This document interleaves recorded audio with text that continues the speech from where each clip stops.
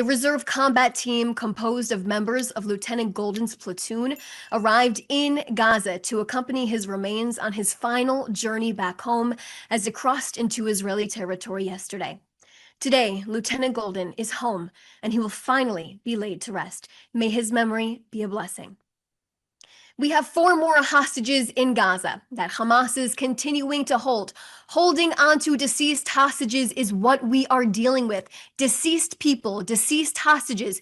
We are simply demanding for them to be returned. Their names are Ron Gvili, Meni Goddard, Dror Or, and Thai national Sutiask Rintalak. Hamas knows where these hostages are located. Hamas chose to keep them there. And that's why I stand here before you today, still speaking of 4 captives who should already be home. They are required under this agreement to return all of our hostages. Next, I can share with you today that Special Envoy Jared Kushner is here in Israel and had a meeting with the Prime Minister this morning in his office here in Jerusalem. Together, the two discussed Phase 1, which we are currently still in to bring our remaining hostages, and the future of Phase 2 of this plan, which includes the disarming of Hamas, demilitarizing Gaza, and ensuring Hamas will have no role in the future of Gaza ever again. Phase 2 also includes the establishment of the International Stabilization Force, and the details of which, of course, together are being discussed. I'll now take a few questions.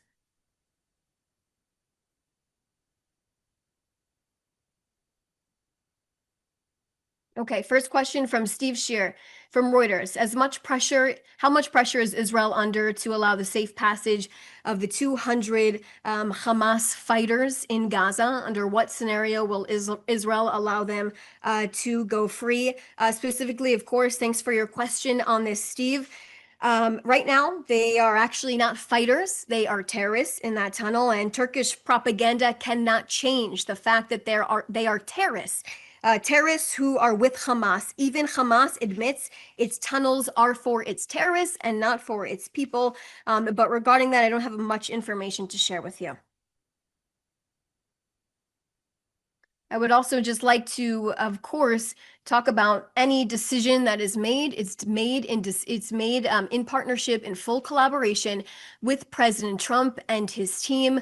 Of course, these meetings are ongoing. We are working together with the Trump administration under this plan every step of the way. Or Shaked from Israel Hayom.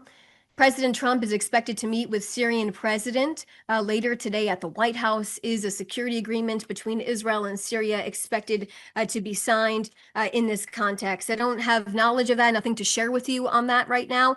But of course, when it comes to Syria, our eyes are wide open about the past of this Syrian president. But like I said, not much to share with you on that. But I would love, of course, to reiterate that Israel supports the Druze community, and we have supported those communities during the horrific massacres the Druze endured in Sweda inside of Syria, and Israel will continue to support our brothers of the Druze community as time goes on.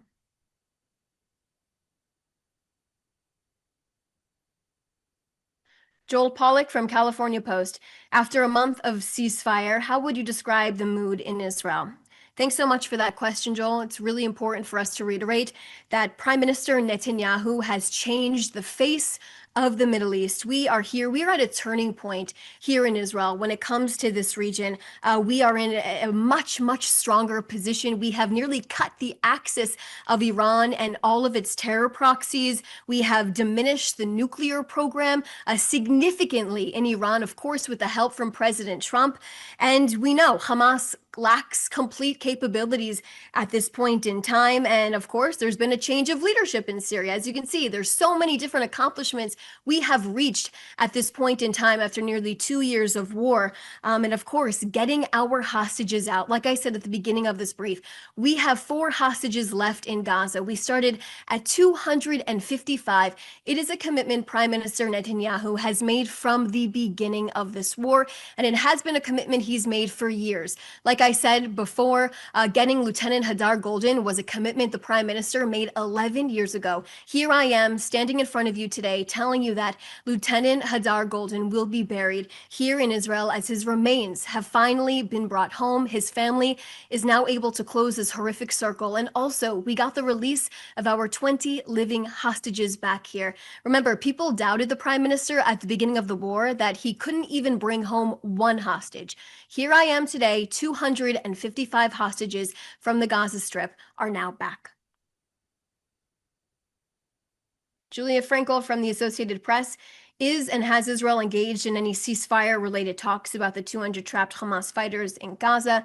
Did the topic come up in the Prime Minister's meeting with Kushner today? I've answered that question already. Hi from TV2 in Norway. I hope you have a comment on the following. The Norwegian Prime Minister is facing criticism for participating in the Kristallnacht commemoration organized by the Anti-Racist Center rather than one hosted by the Jewish community itself. I'm reading your comments on the background. Let's get something very clear. Norway was the first country to reward Hamas with a Palestinian state. The Prime Minister has consistently said that rewarding anyone with a Palestinian state is a reward for terrorism. I'd also like to point you to the statement the Foreign Ministry put out specifically about this. I'll read part of it. The Norwegian Prime Minister is setting new records of moral depravity, anti-Israel hostility, and anti-Semitism. He chose to participate in a ceremony that turned a horrific episode of the murder and persecution of Jews, the anniversary of Kristallnacht, the night of broken glass, into a weapon against the Jewish state, Israelis, and Jews. Point you back to that statement for more information. Question 2, according to Rabbi Michael Cohen, the Jewish community in Norway states that many of its members are afraid to attend the Anti-Racist Center event. I don't have specific knowledge on that, but like I said, point you back to our foreign ministry's statement regarding this, where you will be able to find more details. Specifically, of course, like I have continued to say over the last few briefings, details are continuously being worked out about phase 2, as we are still in phase 1, where we are pushing for the release. We are demanding for the release of our 4 hostages to be returned. It is mandatory under this plan to bring home all of our hostages, and we are expecting Hamas to do that as soon as possible. But of course, when it comes to the future of this plan under phase 2, the Prime Minister said it today that there will be no Turkish boots on the ground. He's insisted on that, and he's made that very, very clear. Those are all the questions that I see right now. Of course, you can reach out to the Prime Minister's office with any question you have. We'll make sure to try to answer it. Thanks so much for joining us today.